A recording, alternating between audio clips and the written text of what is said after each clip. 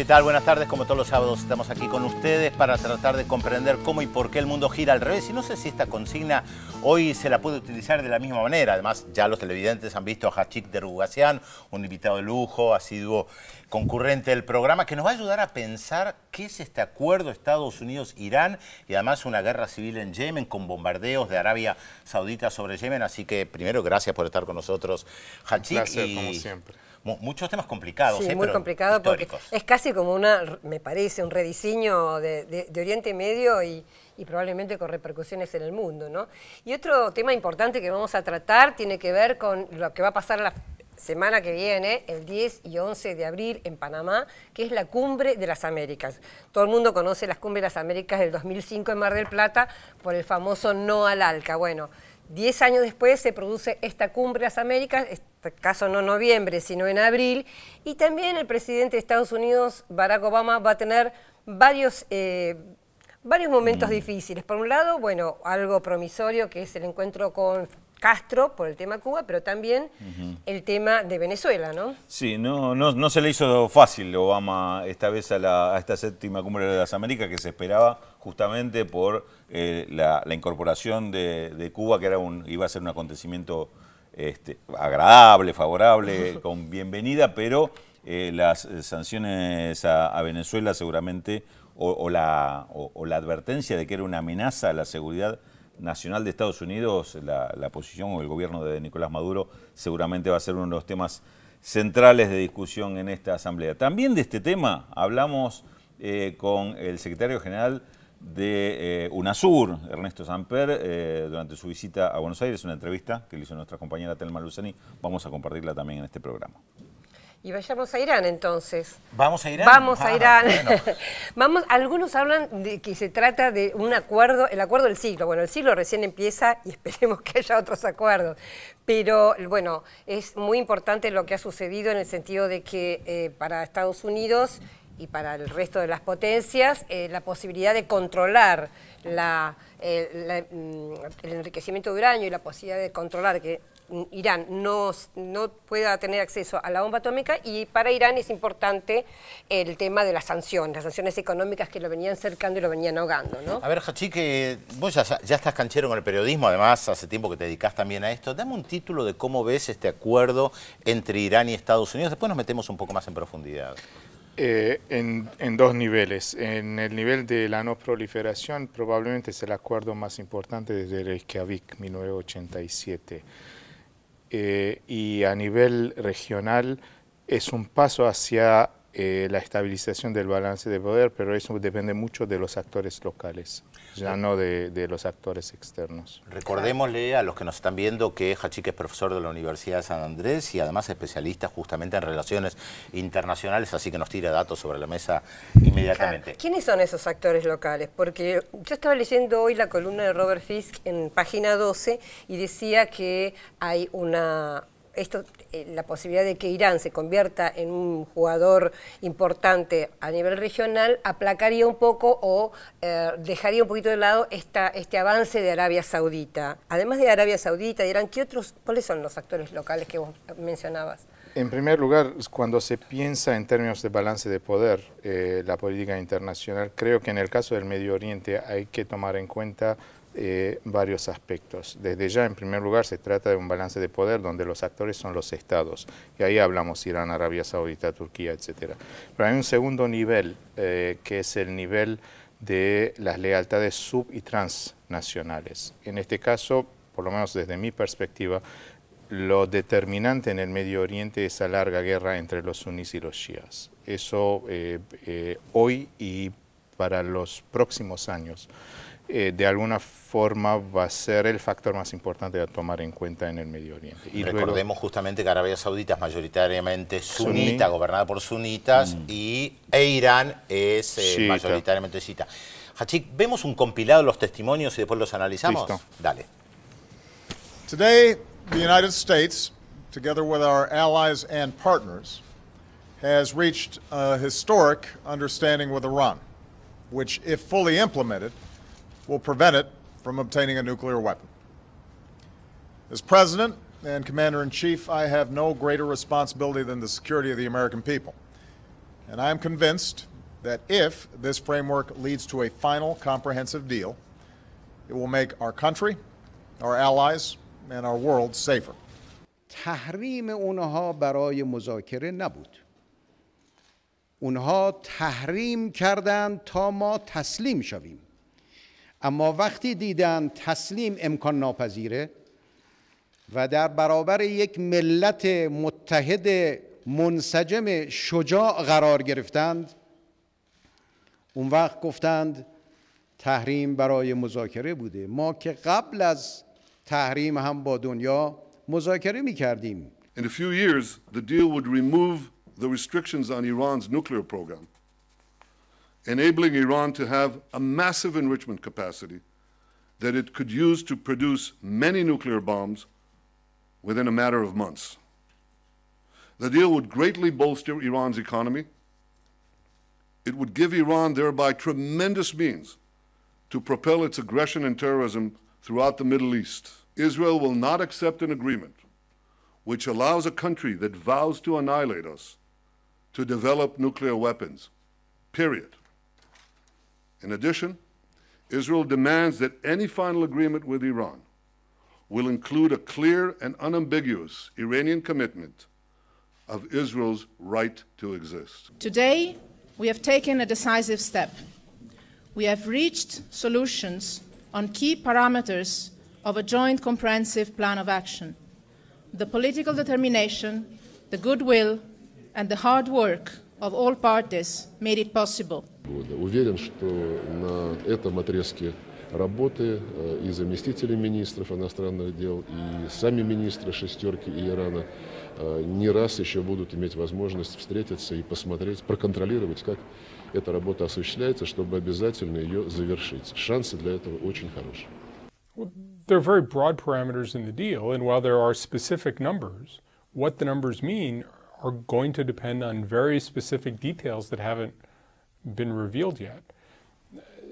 There certainly seems to be an impression of progress. But whether this actually will meet experts' assessment of the needs is one question. And then whether the actual specific deal will pass the muster of the governments in each country is another question. And we don't know the answer. There are also things that were left specifically vague. There's a reference in the American communique to specified agreements to deal with the potential military dimensions of the Iranian program, but doesn't specify what those are. That's a big deal. It's very vague about what the sanctions relief is and how it works, although the American statement is very, very clear that they can all be reimposed right away. Bueno, estamos con Khachik Dergougassian, profesor de Relaciones Internacionales de la Universidad de San Andrés. Khachik, quiero saber si entendí bien lo que comentaste, que el acuerdo entonces que se acaba de sellar, aunque en realidad hacia fines de junio es donde se va a dar el sello definitivo, es importante sobre todo porque significa un reencuentro entre chiitas y sunitas en la región. No, al contrario. Saca el tema nuclear del desencuentro entre chiitas y sunitas. Ajá. El desencuentro se está desarrollando, la dinámica está más una dinámica conflictiva y todo lo que está pasando en Irak, en Siria, en Yemen, en otras partes. No, esto es a nivel de un acuerdo interestatal. En primer lugar, como dije, es un paso importante hacia la no proliferación después de todos los setbacks, ¿no? Los regresos que tuvimos, retrocesos que tuvimos con India, Pakistán y luego, evidentemente, 2002, Bush sacando su firma del acuerdo ABM. Este es un paso importante. Ahora, por supuesto, es un preacuerdo, ¿no? Hay que ver qué va a pasar en julio. Y después de eso está todo el tema de la confianza.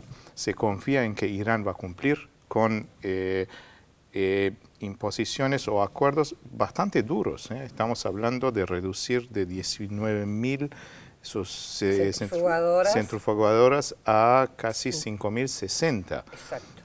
Y mantener un modelo inicial, AR1, lo cual digamos, es la garantía que se busca para no enriquecer el uranio al grado de tener una bomba. ¿Confían o no confían? Ese es el gran punto de interrogatorio. Obama dijo que sí. Obama dijo que sí. Netanyahu dijo que no. Netanyahu siempre dice que no, pero Obama dijo que sí, que se comportaron correctamente. Claramente Arabia Saudita es no, pero un poco más diplomático, no confrontativo. Turquía es un no, pero también muy diplomático, porque creo que si ven que este acuerdo está en marcha, van a entrar en juego. Porque evidentemente, si el juego entra en marcha e Irán se percibe como un factor estabilizador en el Medio Oriente, no como el factor amenaza expansionista para el resto del Medio Oriente, eso puede ser un cambio muy importante en el Medio Oriente, pero no inmediato. Vuelvo a repetir que todo depende mucho más de las dinámicas internas de los países, de las sociedades, de esta dinámica fundamental entre los chiitas y los sunitas, que de los actores locales, externos o hasta estatales. Irán es por su tamaño y por su desarrollo un actor económico importante en la región. ¿Cómo impacta, cómo afecta este acuerdo? Porque ahí hay un levantamiento de restricciones, de sanciones, algunas restricciones que se le imponen a Irán en su desarrollo nuclear, pero en general, ¿qué se puede decir con respecto al futuro económico de Irán ante esta nueva... Veamos esta imagen, ¿no? En Irán el acuerdo, yo prefiero hablar de preacuerdo, ¿no? Un acuerdo preliminar. El acuerdo se celebró y el canciller volvió como un héroe de las negociaciones en Lausanne. En Israel, al contrario, hubo reiteración de que eso es una amenaza a la seguridad nacional. Evidentemente, si uno lee los comentarios de los medios sociales en Irán, los comentarios tienen que ver con la expectativa del mejoramiento de la condición socioeconómica de los iraníes, porque realmente las sanciones afectaron, tuvieron un impacto interno en Irán, y la expectativa es que se levanten estas sanciones. Hay una cosa importante a tomar en cuenta. Probablemente es más fácil averiguar si Irán cumple o no cumple, siempre hay un riesgo, ¿no? Pero es más fácil averiguar si Irán cumple o no cumple, es más difícil levantar las sanciones, porque son procesos mucho más difíciles, van a enfrentar una oposición muy fuerte en el Congreso. El Congreso de Estados Unidos, ¿no? El Congreso de Estados Unidos, donde los republicanos probablemente se van a oponer y en forma muy fuerte al levantamiento de las sanciones, y cualquier ruido de que Irán no está cumpliendo va a llevar a muchas sanciones. Ahora, por supuesto, la pregunta es, ¿cómo se hace para levantar las sanciones? Por ejemplo, depende de los activos que están congelados en China, India, Japón, que los iraníes dicen que son cerca de 100.000 millones de dólares, ¿se liberan una vez que el acuerdo está firmado en julio o paulatinamente los otros países ya lo comienzan a hacer? Paulatinamente, pero en primer lugar es probable que se levanten los impedimentos a los flujos financieros, que es lo que Irán más necesita. Claro. Y evidentemente no desde Estados Unidos. Irán sigue un país en la lista de los países que auspician el terrorismo, sigue como un blanco por la crítica a la violación de los derechos humanos, aunque es interesante, ¿no? En el último informe de la Inteligencia Nacional, si mal no me acuerdo, no se mencionaba a Irán como un país que auspicia el terrorismo. No en el documento.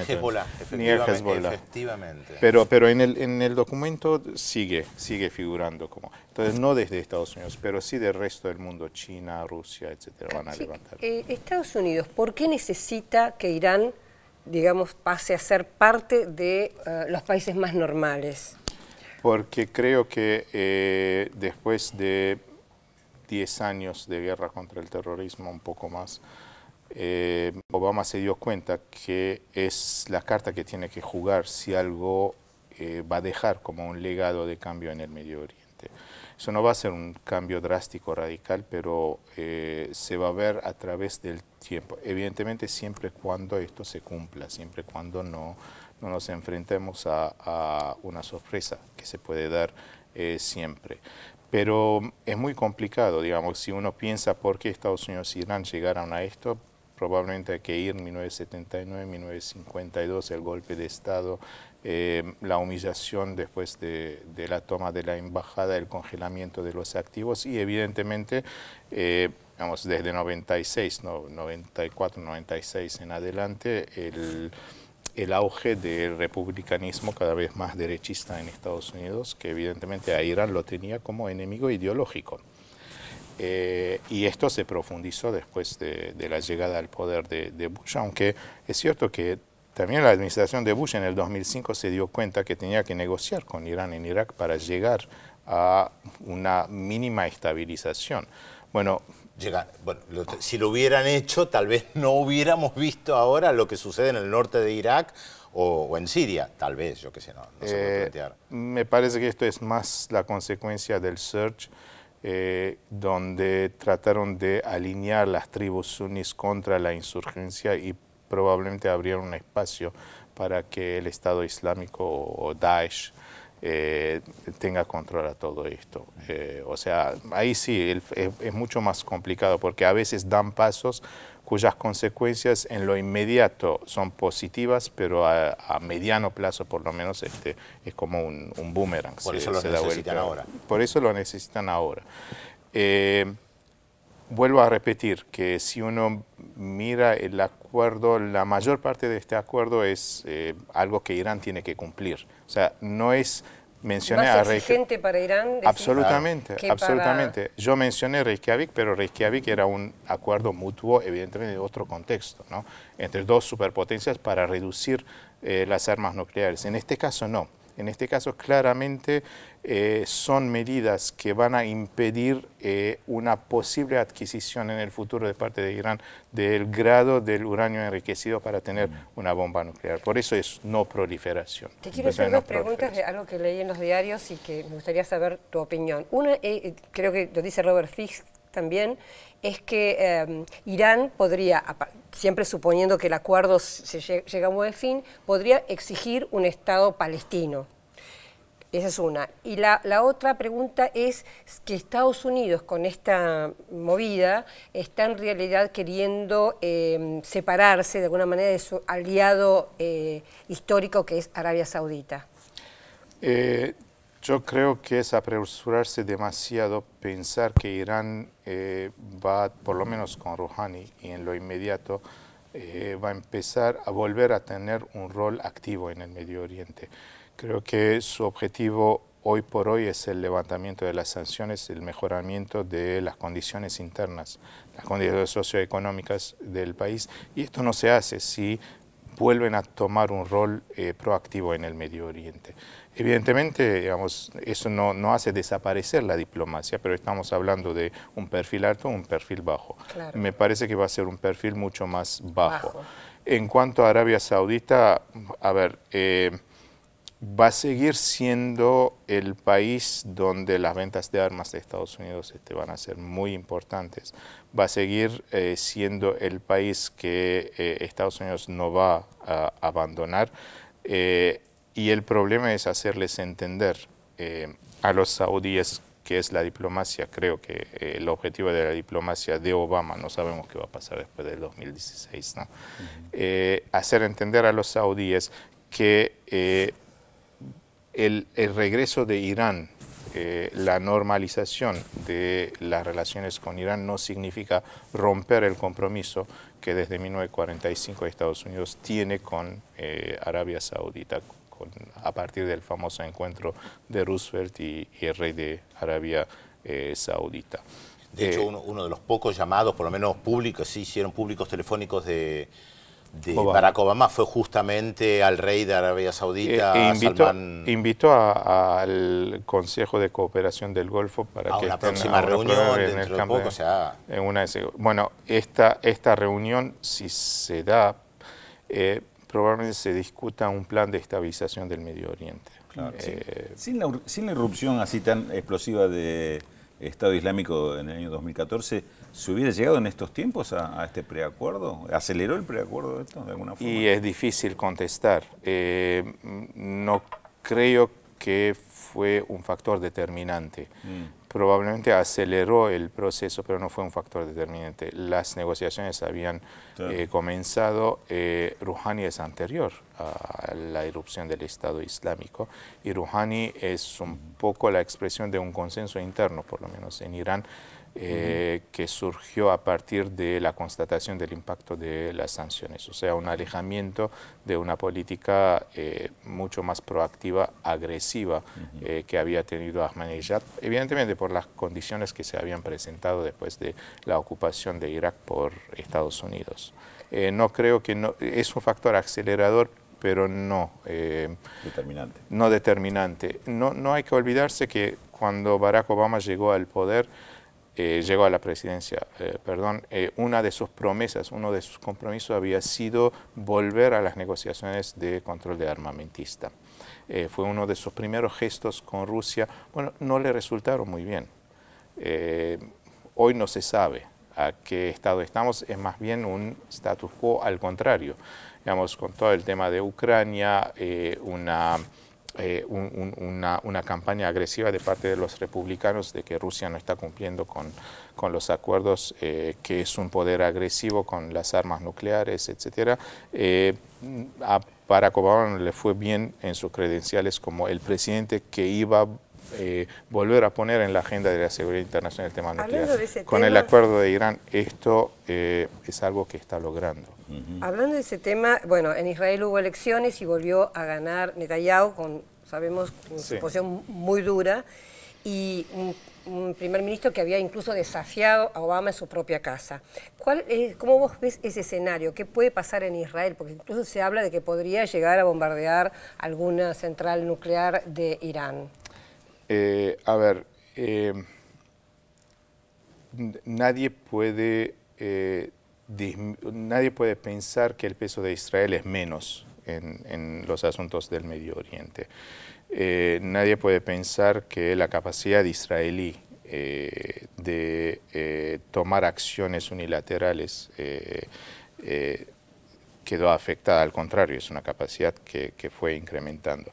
Pero tampoco hay que sacar de consideración el hecho de que si estamos hablando de la superpotencia de Estados Unidos, que al fin y al cabo, en esta alianza estratégica que existe entre Israel y Estados Unidos, Israel necesita más a Estados Unidos que Estados Unidos a Israel en el Medio Oriente. Tomar acciones unilaterales de parte de Israel no se descarta, pero no acciones así de una dimensión como ataques a Irán. Otras acciones puede ser, ya tenemos el antecedente de interrumpir programas informáticas en Irán, o hasta asesinatos funcionarios iraníes. A ver, no creo que esto llegue a tener un impacto determinante sobre este acuerdo, si se llega a un acuerdo en fines de junio y si Irán empieza a cumplir.